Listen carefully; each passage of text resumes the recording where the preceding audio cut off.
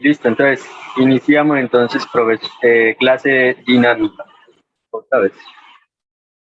Un tema muy denso, pero vamos a tratar de abarcarlo de la forma más sencilla posible. ¿Listo? Entonces, dinámica. En dinámica podemos hablar de estos cuatro temas que tenemos aquí, que son las fuerzas y sus efectos, leyes de la dinámica y la gravitación universal. Son temas muy densos realmente, pero que te salen en el IFES. De hecho, ahorita, si alcanzamos, vamos a hablar de algo que se llama fuerzas de rozamiento, que incluso lo vamos a ver en el cuestionario ahora de las 22 preguntas. Para quien no lo haya hecho, bueno, no se relaje tanto. Y los ejercicios, que efectivamente serían dos partes, eh, porque pues no es tan fácil dar estos temas en una hora. Entonces vamos a dividir esto en dos partes, ¿listo? Bueno, vámonos entonces de una vez con las fuerzas y sus efectos. Podemos hablar del concepto de dinámica, del concepto de fuerza, pero vamos a empezar abarcando el concepto de dinámica. Cuando hablamos de dinámica, pues la dinámica es la parte de la mecánica que se encarga de estudiar el movimiento de los cuerpos y las causas que lo originan, ¿de acuerdo? Entonces, teniendo claro eso ya, de que la parte que se encarga del movimiento de los cuerpos, de las causas que lo originan, pues ya podemos hablar del concepto de fuerza. Cuando hablamos del concepto de fuerza, podemos reflexionar acerca de muchas situaciones. Podemos reflexionar de qué mueve a un barco de vela que navega en el mar, por ejemplo. Cómo logra una grúa mover a un auto que está descompuesto para llevarlo al taller mecánico. ¿Qué tiene que hacer un jugador para meter la pelota en un arco de fútbol? ¿Sí? Eh, ¿Qué es eso que ocasiona que la manzana caiga de su árbol, por ejemplo? Entonces, son cosas que uno puede reflexionar. Y como uno sabe, pues podemos empezar respondiendo que el barco navega en virtud de la fuerza que el aire ejerce pues en su movimiento, ¿ya? Es decir, pues el viento ejerce sobre la vela, ¿ya? Esa sería la respuesta.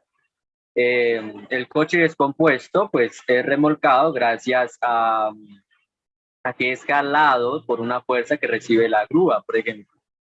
La pelota se mueve y puede entrar a ese arco, a la portería, debido a que con el pie se ejerce una fuerza al ser pateada, ¿de acuerdo?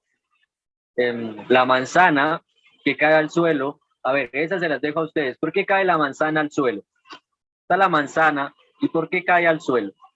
¿Qué es lo que hace que ese señor, esa señorita manzana, Samuel Campos, dime, prende el micrófono, dale. El peso de la manzana, o sea, pues o sea, la gravedad jala el peso de la manzana. ¿Mm? Señor. Muy bien, y por acá tengo otro comentario. Carlos dicen que por la gravedad 9.8 metros sobre superficie. Dio datos exactos, Carlos, muy bien. Yolanda Ruiz, gravedad. Bien, entonces, sí, tienen cosas claras, ¿no? Claro, esa manzana cae al suelo por la fuerza gravitacional que es atraída por la Tierra, ¿de acuerdo? En esos cuatro ejemplos anteriores y en cualquier caso en el que interviene una fuerza, existe lo que es como mínimo una interacción entre dos objetos. Y eso usted lo puede ver en la parte de la diapositiva que está arriba a la derecha, donde pues tenemos precisamente que siempre que una fuerza se manifiesta, se produce cuando menos hay una interacción entre dos cuerpos, ¿de acuerdo? Y eso pues lo vimos claro también en los ejemplos. En los ejemplos vimos el caso del viento y la vela, del coche y la grúa, del pie y la pelota, de la manzana y la tierra, ¿sí?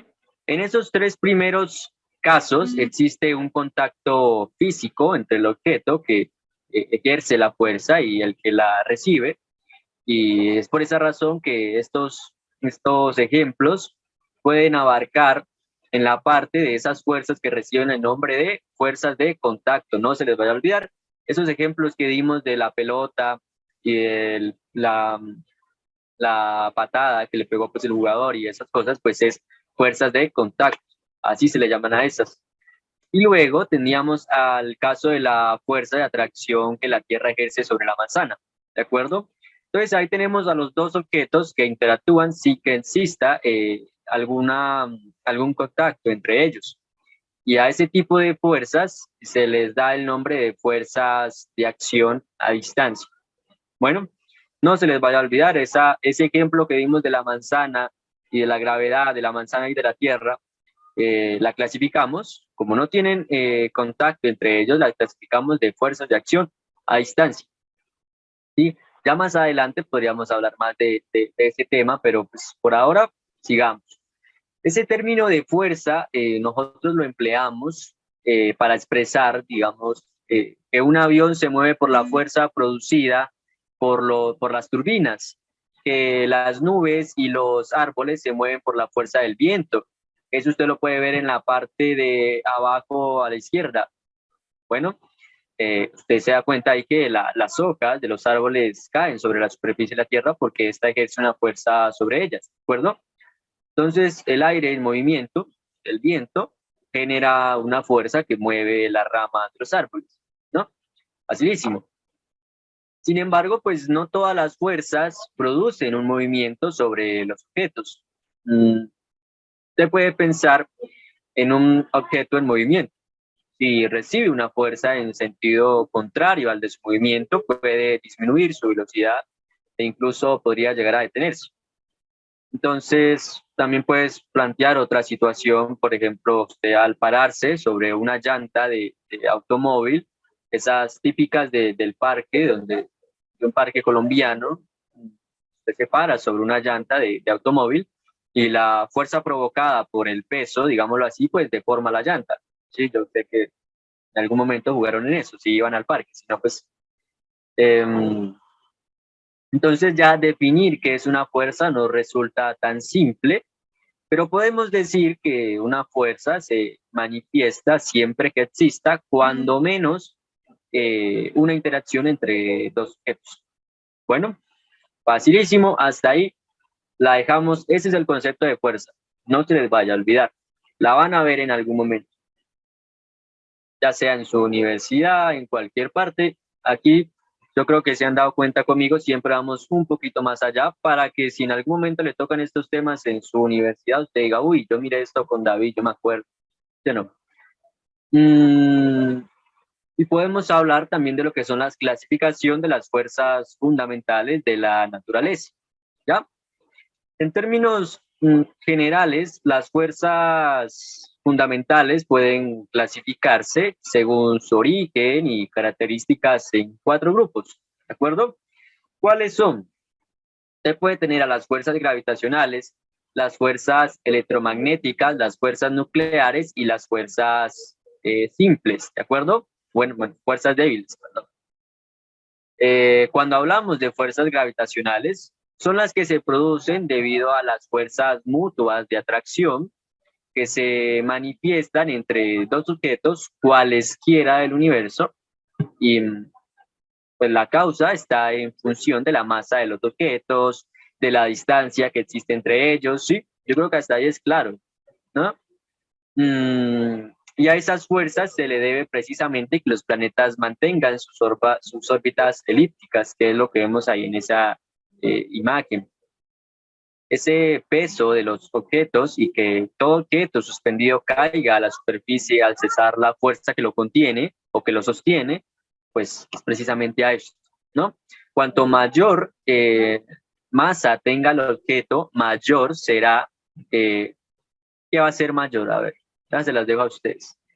Si tengo mayor masa, ¿qué pasa con esa fuerza? Cuanto mayor masa tenga el objeto, ¿qué pasa con la fuerza gravitacional?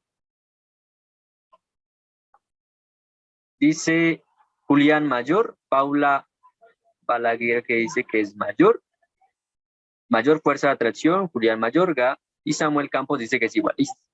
Bueno, entonces cuanto mayor masa tenga el objeto, mayor será la fuerza gravitacional con la cual atraerá a los demás objetos, ¿de acuerdo? Esa magnitud de la fuerza gravitacional puede ser muy grande si se trata de objetos macroscópicos. Sin embargo, es claro y deben tenerlo, no se les vaya a olvidar, se los doy como dato adicional. Es la más débil de todas las fuerzas fundamentales. ¿Listo? Fuerza gravitacional es la más débil de todas las fuerzas. Luego puedes tener las fuerzas electromagnéticas, ¿listo? Que son las fuerzas que mantienen unidos a los átomos y moléculas de cualquier sustancia. Su origen se debe a las cargas eléctricas, precisamente. Cuando las cargas eléctricas se encuentran en reposo, entre ellas puede ejercerse una electrostática, ¿de acuerdo? Y ya cuando están en movimiento se producen fuerzas electromagnéticas. Bueno, en ese sentido, nosotros podemos decir o podemos empezar a comparar. Nos dice, bueno, acá son mucho más intensas que las fuerzas gravitacionales, ¿de acuerdo? Las fuerzas electromagnéticas son mucho más intensas que las fuerzas gravitacionales. Y además de eso, las fuerzas gravitacionales siempre son de atracción, mientras que las fuerzas electromagnéticas pueden ser de atracción y también de qué, muchachos. A ver, rápido. Yo sé que ustedes son duros en física. Las fuerzas electromagnéticas pueden ser de atracción y también de qué. Falta algo. De atracción y de qué.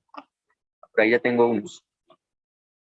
Nicolás dice que repulsión, Julián Mayorga repulsión, Paola repulsión y Emily mensaje directo repulsión.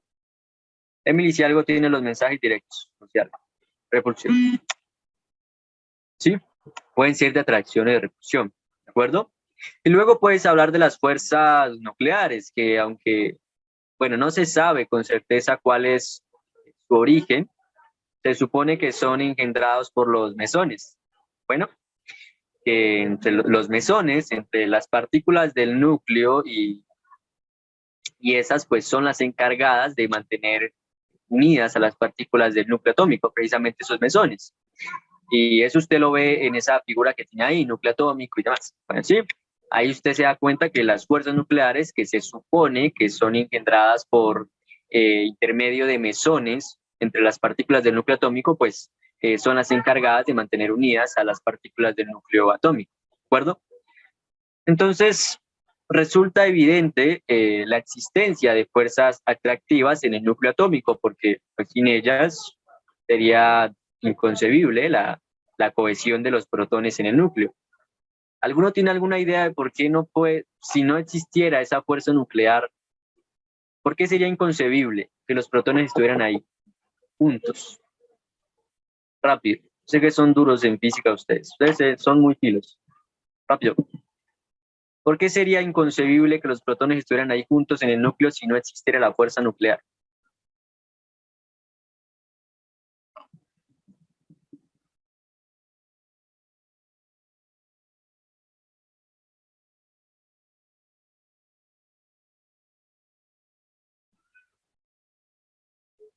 A ver, por ahí tengo a alguien. Fragmentan, se desequilibra el átomo. Emily dice que se desequilibra el átomo. Julián Mayorga dice que se van a fragmentar. ¿Sí? ¿No? Recuerden, los protones qué carga tienen, muchachos, rápido. Los protones qué carga tienen. Los que estuvieron ayer en química, deberían responder rápido. Los protones qué tienen. Positiva, ¿de acuerdo? Y cargas iguales, ¿qué pasa con las cargas iguales? ¿Se atraen o se repelen? Rápido. Se repelen. Es decir, que si están juntos los átomos, las partículas de los protones, y si son positivos, ¿qué va a pasar? Se van a repeler. Y para eso es que necesitamos las fuerzas nucleares.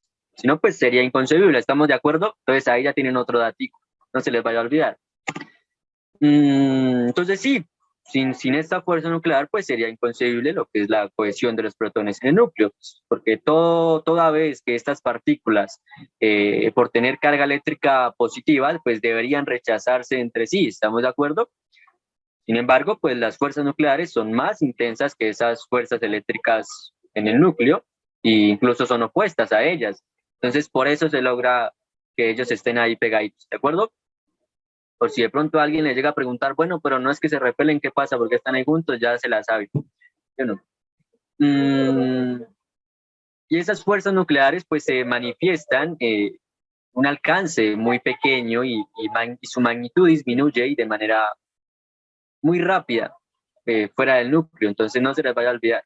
Esas fuerzas nucleares se manifiestan con un alcance muy pequeño, su magnitud disminuye y eso lo hacen de manera muy rápida fuera del núcleo.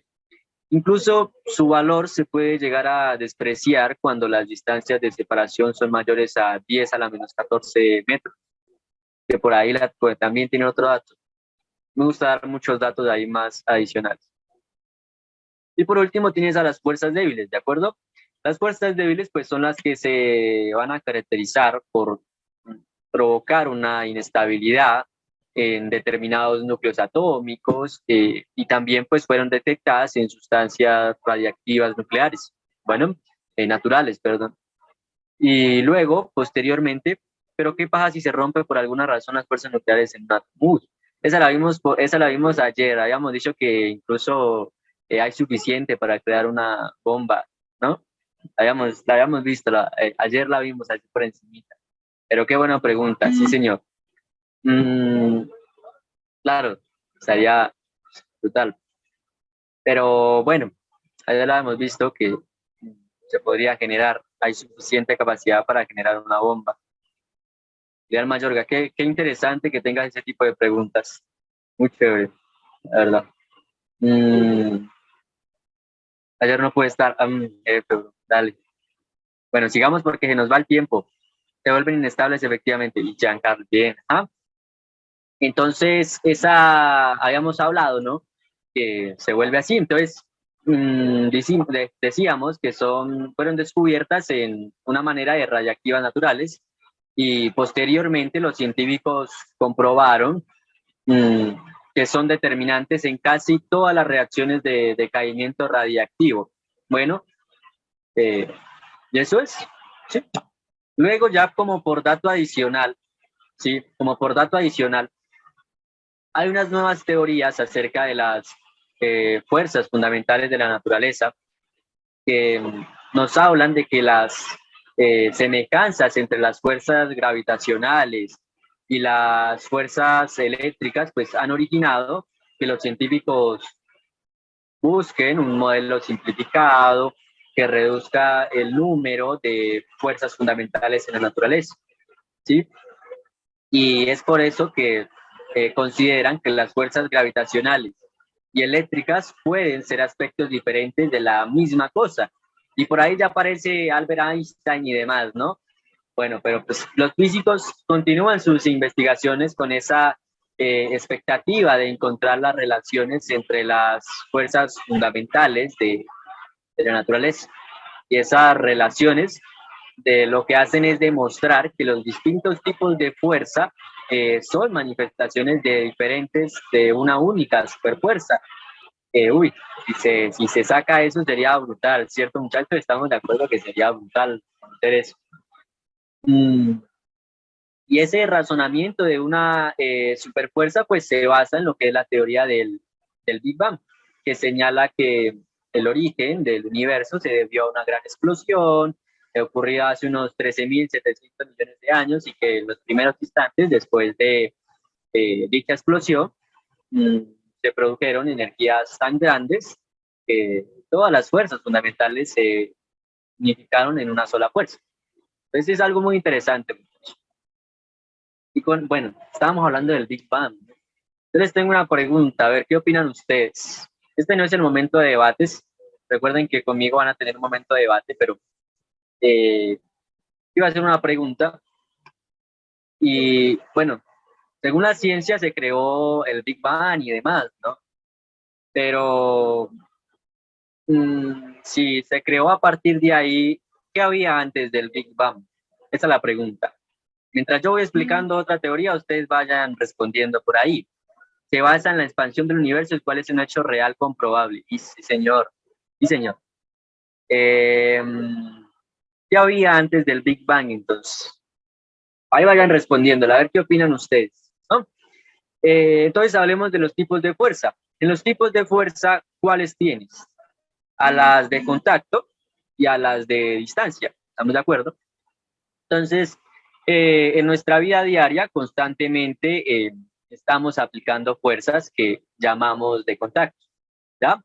Porque toda vez que el objeto que ejerce una fuerza toca al que la recibe, tal es el caso de empujar con el cuerpo un balón, o bueno, una mesa, perdón, empujar una mesa o patear un balón, como está ahí en la imagen, pues se sucede eso, precisamente una fuerza de contacto, ¿sí? Sin embargo, existe otro tipo de fuerzas que se llaman a distancia. Ese tipo de fuerzas a distancia es porque los objetos interactúan aun cuando no se esté en contacto. Tal es el caso de la atracción gravitacional de la Tierra sobre la Luna. Y esa atracción se puede explicar como la interacción de la Luna con el campo gravitacional de la Tierra. ¿Estamos de acuerdo? Y de esa manera, pues podemos decir que la gravedad se interpreta como un campo de fuerza y todo objeto, por el hecho de ser materia, tiene un campo gravitacional. Nosotros ya vimos una clase en química de materias, que debería pierde, que es materia, ¿estamos de acuerdo? Y esa se manifiesta pues por la fuerza de atracción a distancia que se ejerce entre objetos cualesquiera, ¿de acuerdo? Entonces, de ahí sacamos que el campo gravitacional de un objeto es la zona en la cual ejerce su influencia sobre otros objetos. Bueno, entonces a medida que aumente la distancia, la intensidad del campo gravitacional de un objeto disminuye de manera notable. No obstante, pues se dice que se extiende hasta el infinito, como dato adicional, estoy por ahí también, se dice que se extiende hasta el infinito. Y bueno, ese dato no se les vaya a olvidar. Por ahí hay una pregunta tipo ABCD que nos hablaba de eso, eh, de que cómo era la fuerza de atracción de la Luna sobre la Tierra, si no estoy mal, y aumentara la distancia y demás. Entonces ahí ya se la sabe. No recuerdo muy bien la pregunta, la verdad, pero si la ven por ahí ya la saben. Julián Mayorga dice que antes del Big Bang había energía acumulada o en reposo. Interesante. Tu opinión. ¿Los otros? ¿Qué opinan ustedes? ¿Qué había antes del Big Bang? Y hay otros ejemplos que usted ya puede conocer en los que existen fuerzas a distancia. Tal es el caso, por ejemplo, de atraer un clavo con un imán, pues debido al campo magnético de ese, o atraer trozos pequeños de papel con un peine cargado eléctricamente al frotarlo con una prenda de lana, por ejemplo, que era muy común hacerlo en el colegio. A mí siempre me hacían eso, era como un tipo de broma, pero no muy pesada. Entonces en esa imagen simplemente lo que vemos es que el imán y el clavo se atraen debido a la existencia de fuerzas a distancia, ¿no? Eso es. ¿Sí?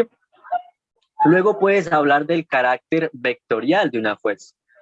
Cuando usted a alguien le pide ayuda para empujar un refrigerador de manera natural, le preguntamos para dónde quiere que lo empujemos, ¿no?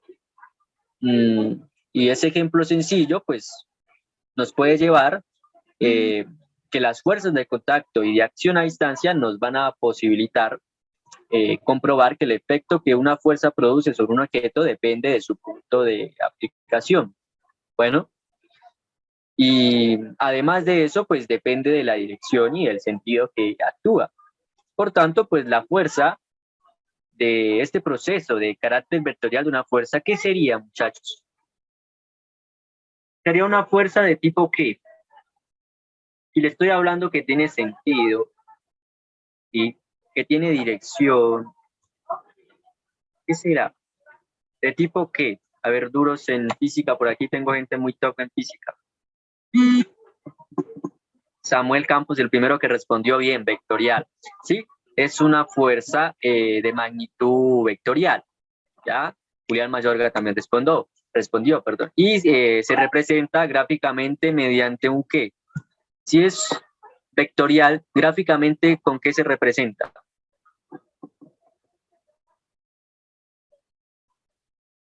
Julián Mayorga Humberto. Muy bien. Paula Barrera también. Son muy buenos ustedes, ¿no? Tienen conocimiento ya.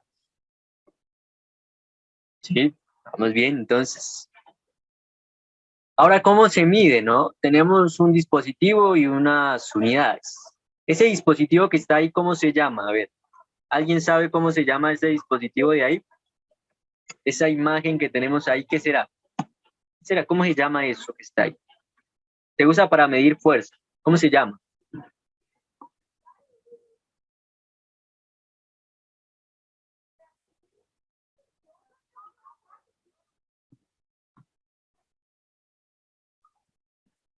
¿No? ¿Nadie? Nadie sabe cómo se llama. Vea, primera vez que lo veo, dice Giancarlo, la primera vez que lo ves.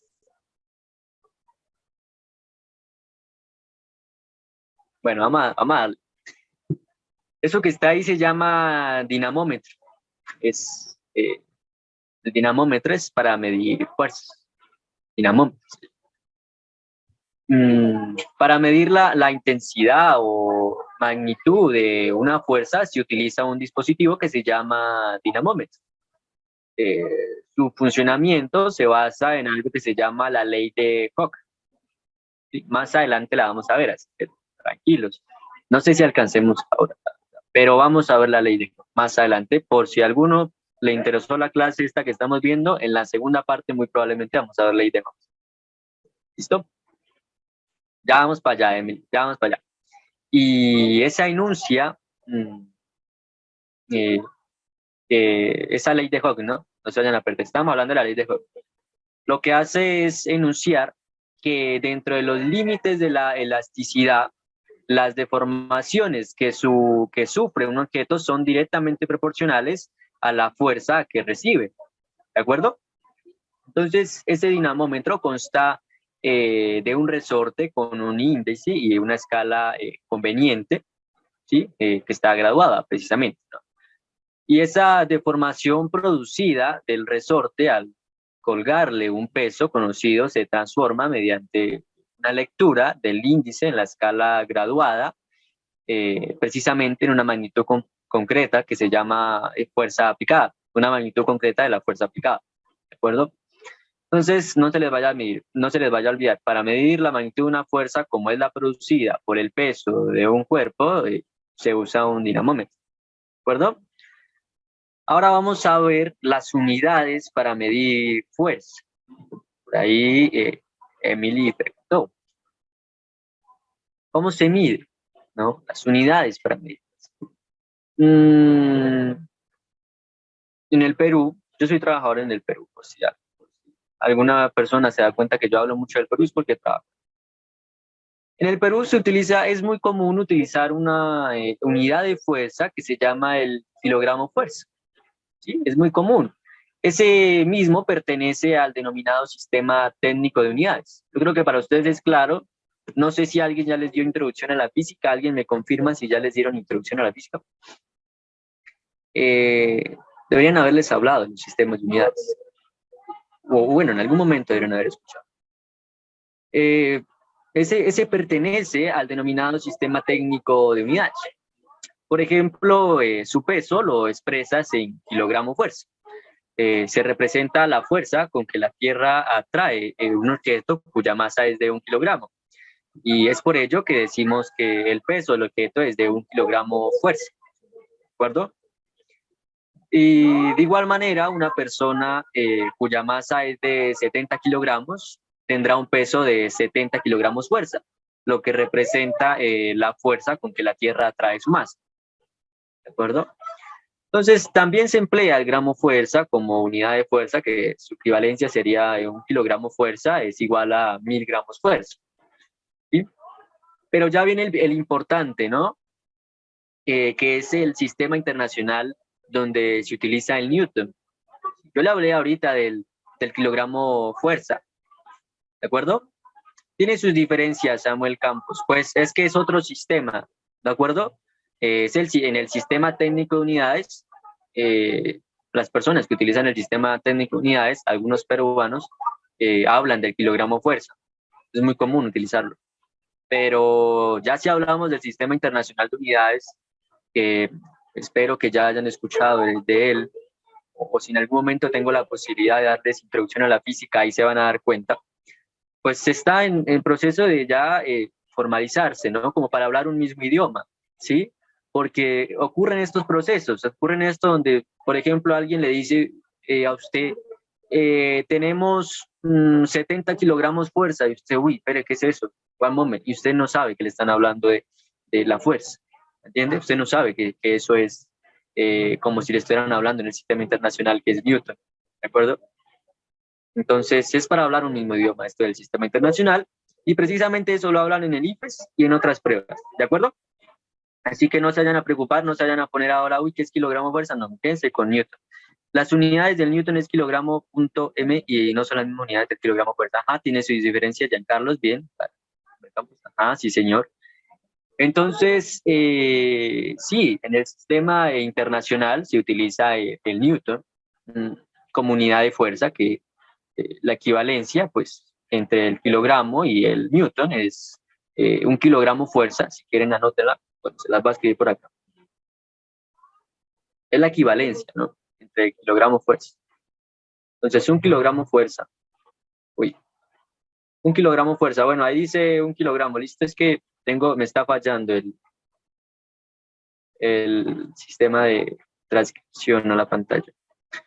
Un kilogramo fuerza es igual a 9.8 newtons. Bueno, y eso es igual a 9.8 kilogramos sobre metro sobre segundo al cuadrado. Bueno, aquí tuve una referencia, borro aquí. ¿Sí? Sería 9.8 kilogramos metros sobre segundo al cuadrado. Quito este que está aquí. Entonces eso es, sí, efectivamente lo que decía el señor Jean, si no estoy mal, no recuerdo su nombre, a ver, lo veo. Sí, Giancarlos tiene la razón. Un kilogramo fuerza pues, tiene ahí sus diferencias por metro de unidades. Y precisamente radica en que son diferentes sistemas de unidades. Uno es el sistema técnico de unidades y otro es el sistema internacional de unidades. Entonces, para fines prácticos, podemos redondear la cantidad de 9.8 a 10 para considerar que un kilogramo fuerza es igual a 10 newtons y eso es igual a 10 kilogramos metros sobre segundo al cuadrado. ¿Listo? Y así pues, si una persona pesa 50 kilogramos fuerza, su peso en el sistema internacional sería aproximadamente ¿de cuánto, muchachos? ¿De cuánto sería? Si yo le digo que en el sistema técnico son 50 kilogramos fuerza y yo ya le di la equivalencia, redondéelo para que no se vaya a confundir, es 10N, ¿cuánto sería? 50 kilogramos fuerza, entonces ¿cuánto sería en el sistema internacional? Aproximadamente, ¿cuánto sería? Rápido, rápido. ¿Cuánto sería aproximadamente? Si yo le digo que un kilogramo fuerza es igual a 10 newtons, y yo le digo que una persona pesa 50 kilogramos fuerza, 500. ¿cuánto? 500, está bien. 500 newtons. Bueno, aproximadamente, para ella les dieron, para ella el otro dato, Nicolás le dio 490. 500 newtons aproximadamente. ¿Estamos de acuerdo? Facilísimo, porque lo redondeamos, ¿no? Para métodos más prácticos, no ponernos con 9.8. Pero pues, para métodos prácticos, hacémoslo con 10 newtons. ¿De acuerdo? Bueno, vamos a hablar ahora de la masa y el peso de los objetos. Bueno, cuando hablamos de... Uy, tenemos 20 minutos. Listo. Cuando hablamos de masa y peso de los objetos, pues podemos referirnos a que masa de un objeto representa lo que es la cantidad de materia contenida en dicho objeto. Y no debe confundirse con su peso, el cual representa lo que es la acción de la fuerza gravitacional sobre la masa del objeto. ¿De acuerdo? Si escuchan algún ruido exterior, me disculpan, pero los vecinos se me sale de las manos. Entonces es eso, ¿no? La masa de un objeto representa lo que es la cantidad de materia contenida en dicho objeto y no debe confundirse con su peso.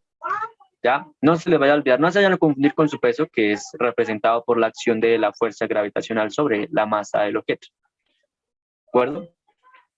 Entonces, en un punto determinado del espacio puede no existir una fuerza gravitacional sobre un objeto y y por tanto va a carecer de peso, pero no va a carecer de qué. Bueno, a ver, miremos si la agarra. Y yo le digo que la masa de un objeto representa la cantidad de materia contenida en dicho objeto y que el peso es el que representa la acción de fuerza gravitacional sobre la masa. Y yo le digo que en algún punto determinado no existe una fuerza gravitacional sobre un objeto. ¿Carece de peso? Sí, de acuerdo, ¿no? Porque el peso, pues, es precisamente la acción de fuerza gravitacional. Si yo le digo que no hay gravitacional, pues no hay peso. Pero ¿va a carecer de materia o no? ¿De masa? ¿Va a carecer de masa o no? No, porque sigue la misma cantidad. Charles dice que no. La que dice, no, no, no. Ah, bien, ¿sí ve? Muy inteligentes ustedes, qué chévere. No, no va a carecer, porque va a seguir conservando la misma cantidad de materia. ¿De acuerdo? Y más adelante, pues podemos abordar la segunda ley de Newton. Más adelante, precisamente la vamos a abordar, podemos abordar la segunda ley de Newton. Podemos estudiar que la masa de un objeto es una medida de la resistencia que presenta dicho objeto a ser acelerado. Pero eso más adelante, cuando veamos, nos vayamos más profundo en la dinámica. ¿Listo? Por ahora necesitamos tener este proceso de introducción, digámoslo así, para que no se me vayan a perder.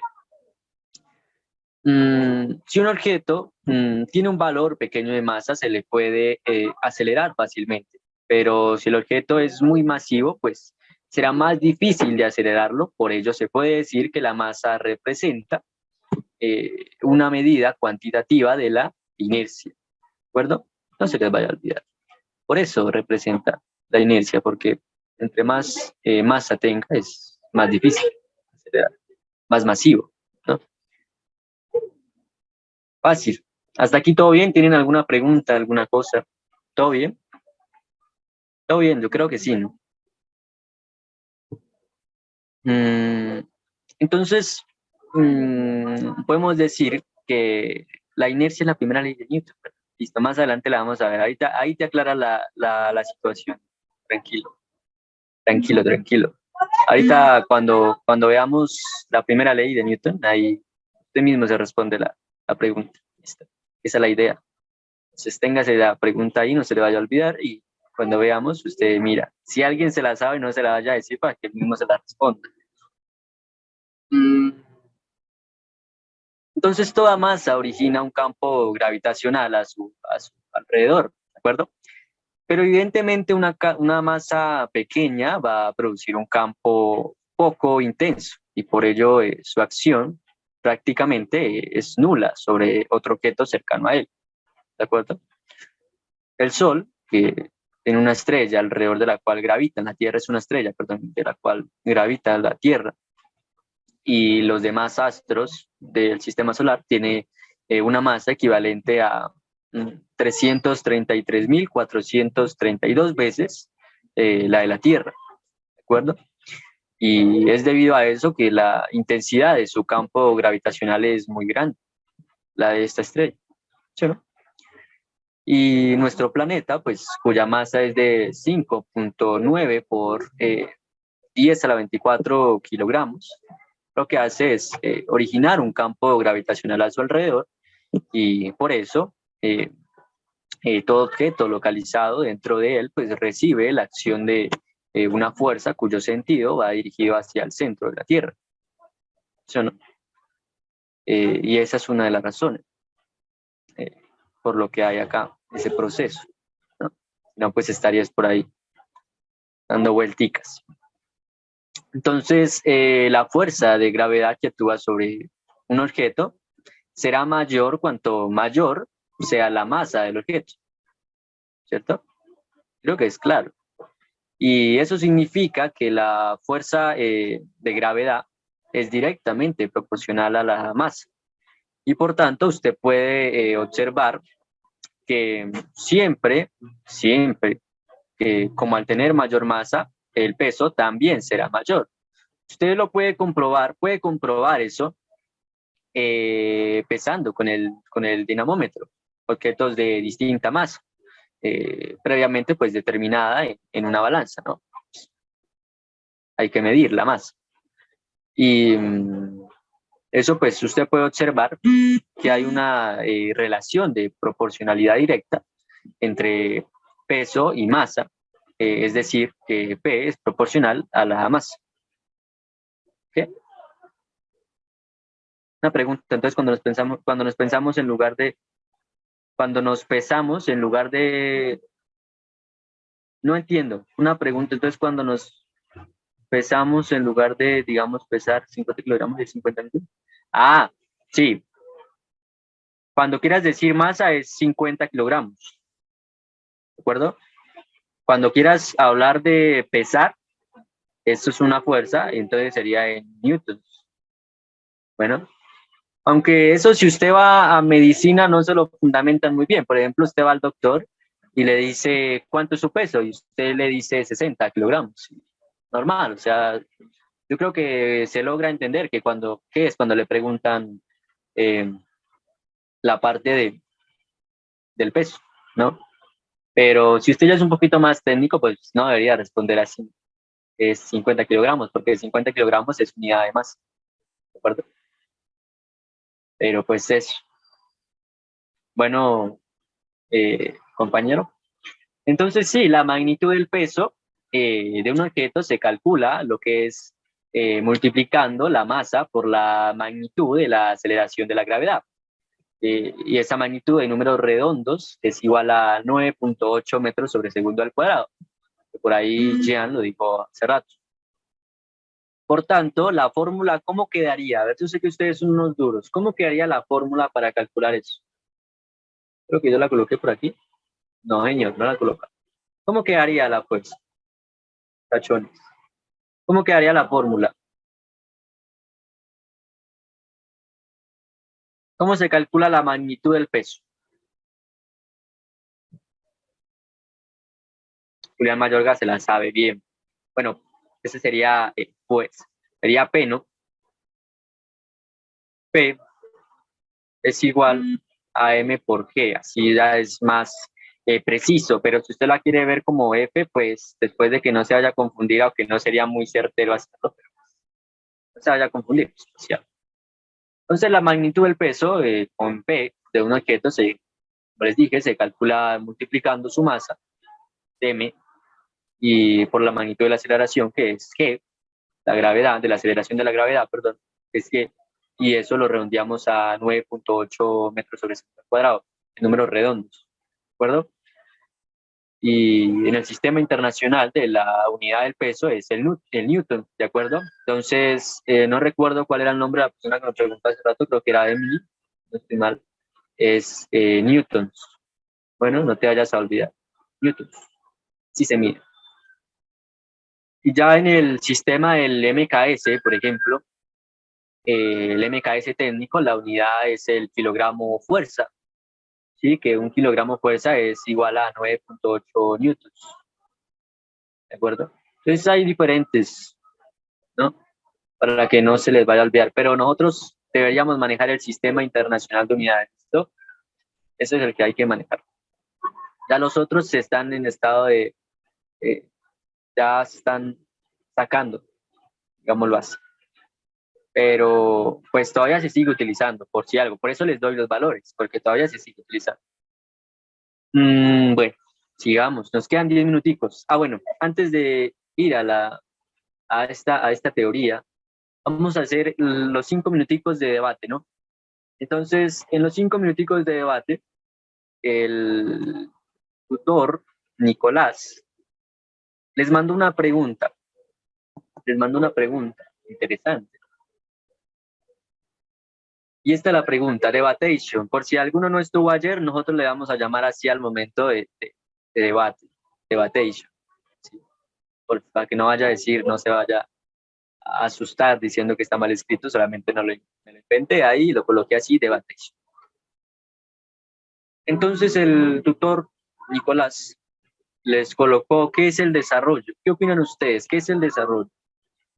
Y ahí les coloqué una imagen, como prepárense, porque la respuesta que dio Nicolás es interesante. ¿Qué opinan? ¿Qué es el desarrollo?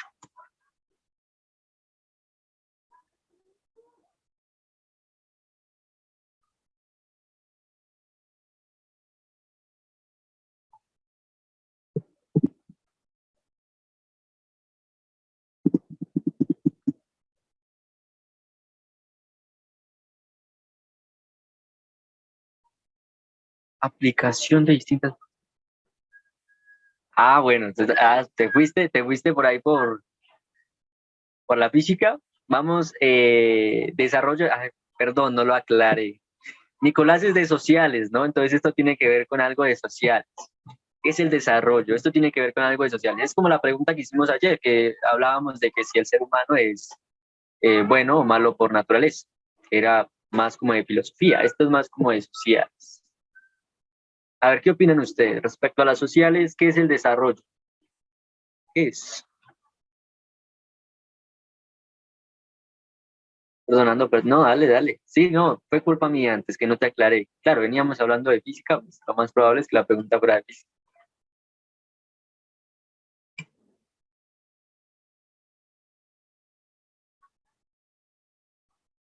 ¿Qué es el desarrollo? La continuación de algo a lo largo del tiempo, dice Nicolás Molano. La continuación de algo a lo largo del tiempo. ¿Los otros qué opinan? ¿Qué es el desarrollo? Lo que ustedes opinan, solamente es para ver. Dice Chari que es la ejecución de un proyecto a medio o largo plazo. Yolanda Ruiz dice que es el avance de algo. Giancarlos González dice que lo va a definir como el trabajo que realiza una persona con la finalidad de lograr un objetivo. Interesantes propuestas. ¿Una otra persona quiere dar su opinión? Vamos a ver qué dijo el compañero Nicolás. Él está estudiando en la licenciatura. No recuerdo muy bien de qué, me disculparán, pero es un crack en sociales, es un crack, Nicolás. Desde mi punto, Zully Vanessa dice, desde mi punto de vista se da a entender como una concatenación de hechos o sucesos que ha avanzado y transcurrido a lo largo del tiempo. Alejandra Fuentecha dice que es la continuación de algo. Vamos a ver qué dijo Nicolás entonces. Nicolás nos dice, el desarrollo es el avance que se logra en cuanto a nivel de calidad social. La idea básica del desarrollo, que es la industrialización, no es garante de progreso, sino que es un fenómeno ilusorio de desarrollo. Tal industrialización lo único que brinda es la extinción de la diversidad cultural, obviando sus pensamientos, sus vivencias y demás. En resumen, la idea que tenemos de desarrollo es lo opuesto al verdadero progreso. Nicolás Mappe es su tutor de sociales, si mal no recuerdo, no me falla la memoria. Interesante. ¿Qué opinan ustedes de eso que les dijo Nicolás? ¿Qué opinan? Él dice que la idea que tenemos de desarrollo es lo opuesto al verdadero progreso. ¿Qué opinan?